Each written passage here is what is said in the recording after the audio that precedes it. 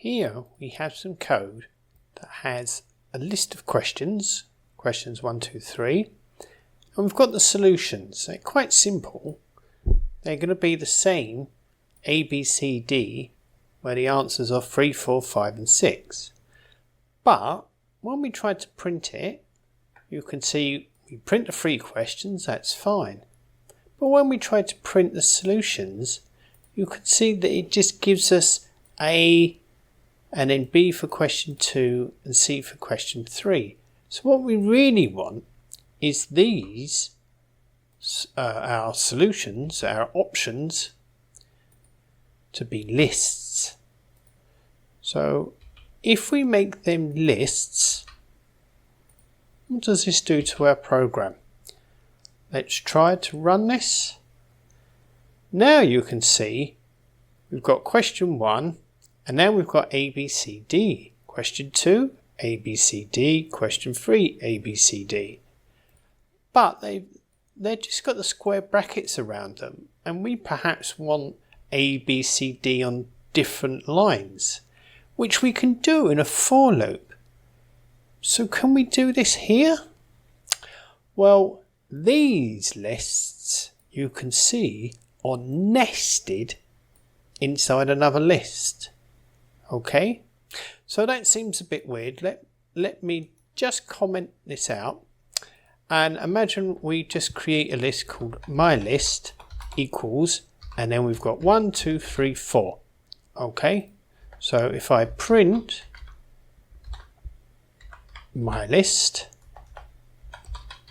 you know what's going to happen. We've got 1, 2, 3, 4.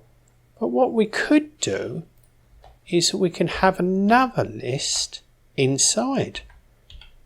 So let's have A, B, C.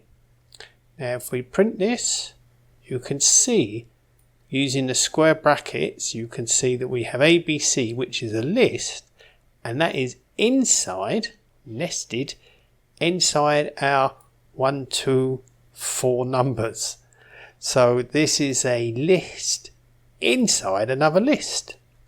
So we can see that now with our code, that we have these lists inside. We run it again, you can see that we've got the question, and then we've got the first solutions, we've got a list of options, and same with 2 and 3.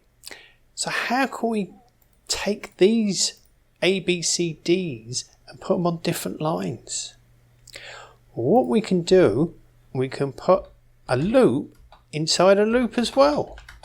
So here we've got another loop, a for loop, another for loop, and if we just print that, we can print solutions. Let's see what happens. So now we've got each question followed by the A, B, C, D. We've got the list, but we don't want the list. We want each element, each part. So what we can do, we can use another square bracket. Can you see we've got I, which is from the outside, and J is from the inside. So we've got a nested list, a list inside a list, and here we've got a nested loop, a loop's inside a loop. So a loop inside a loop can access the list inside a list. So are you ready? Let's run this. There we have it. We've got question 1, question 2 and question 3, and we've got A, B, C, D on different lines. So you can see list inside a list, a loop inside a loop.